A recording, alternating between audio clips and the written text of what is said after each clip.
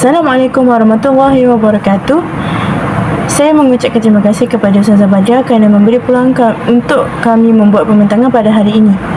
Selanjutnya saya akan memperkenalkan ahli-ahli kumpulan saya, iaitu saya yang pertama Siti Masana binti Muhammad Arifin, DSI 2021-26058, dan yang kedua adalah Nur Abidah binti Muhammad Ali, DMK 2021-25792, dan yang ketiga adalah Nur Haizati binti Syaharuzzi, DSI 2021-26308. Yang keempat, Nur Alia Natasha binti Saad, DSI 2021-25962. Yang kelima, Asma Hasna binti Abdul Halim, DSI 2021-26026. Dan yang terakhir sekali adalah Nur Suhada binti Jamaluddin, DSI 2021-25796.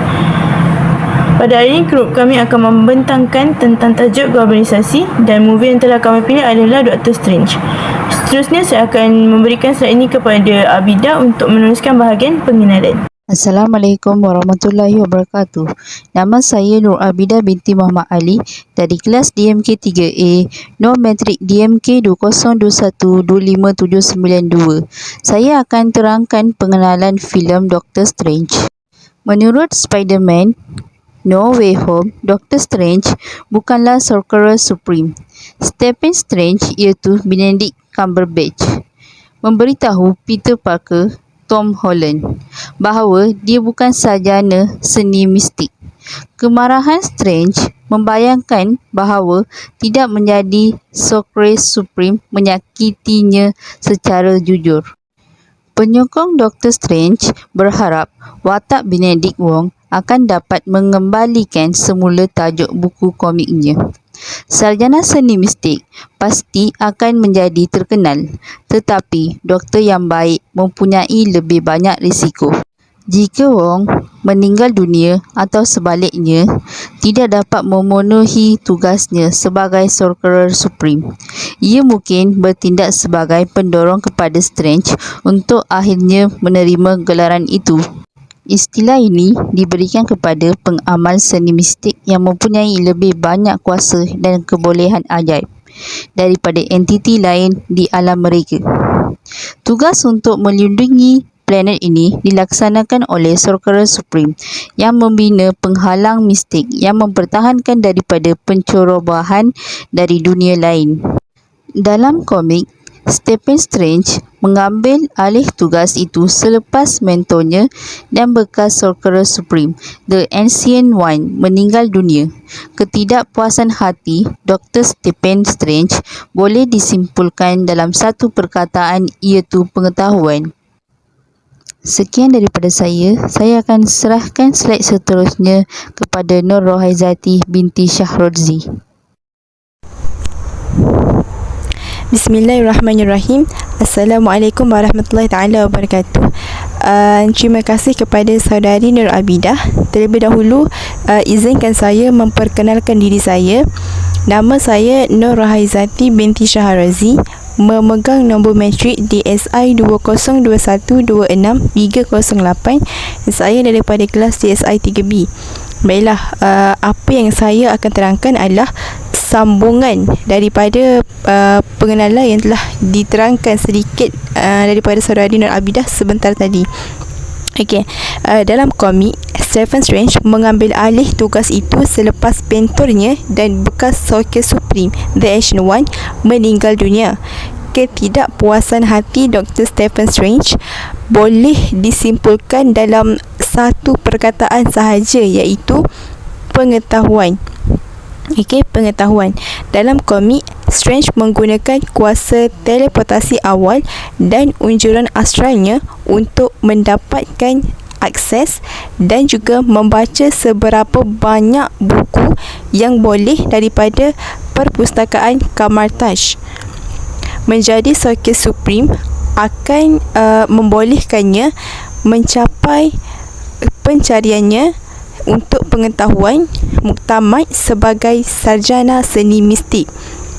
Dan anggapan Dr. Strange bahawa dia akan menggantikan yang purba sebagai Sorcerer Supreme tidaklah dikatakan satu perkara yang sombong.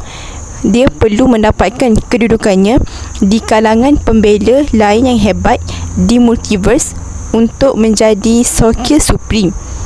Okey, Doctor Strange dengan jelas berpendapat bahawa ketidakhadirannya selama 5 tahun telah merugikan dia lebih daripada masa. Namun demikian, dia bukanlah seorang doktor yang mudah berputus asa. Selepas kematian The Ancient One, dia terus mencari cara untuk mengalahkan kuasa jahat. Lalu dengan pengetahuan dan kebijaksanaannya, dia berjaya menyekat kebangkitan makhluk yang mirip gurita, iaitu Dormammu, daripada The Dark Dimension menggunakan Eye of Agamotto. Okey, relik purba, Eye of Agamotto, relik purba yang membolehkan Doctor Strange mengawal perubahan masa. Sekian, saya rasa itu sahaja daripada saya. Saya akan serahkan kepada pembentang seterusnya. Sekian, terima kasih. Assalamualaikum warahmatullahi taala wabarakatuh. Assalamualaikum warahmatullahi wabarakatuh. Terima kasih kepada saudari Rohaizati sebentar tadi. Terlebih dahulu saya akan memperkenalkan diri saya. Nama saya Nuraliya Natasha binti Saad dari kelas DSI 3B Mobometri DSI 2021-25962 akan menceritakan tentang sinopsis filem Doctor Stranger. Filem ini adalah mengisahkan seorang lelaki yang bernama Stephen Stranger. Dia merupakan seorang doktor pakar bedah yang ego dan sombong. Pada suatu hari, ketika dia dalam perjalanan ke suatu majlis makan malam, dia telah terlibat dalam kemalangan. Apabila dia tersedar dari komanya itu, dia mendapati kecederaan pada bahagian tangan yang menyebabkan kemampuan tangannya menjadi sangat terbatas.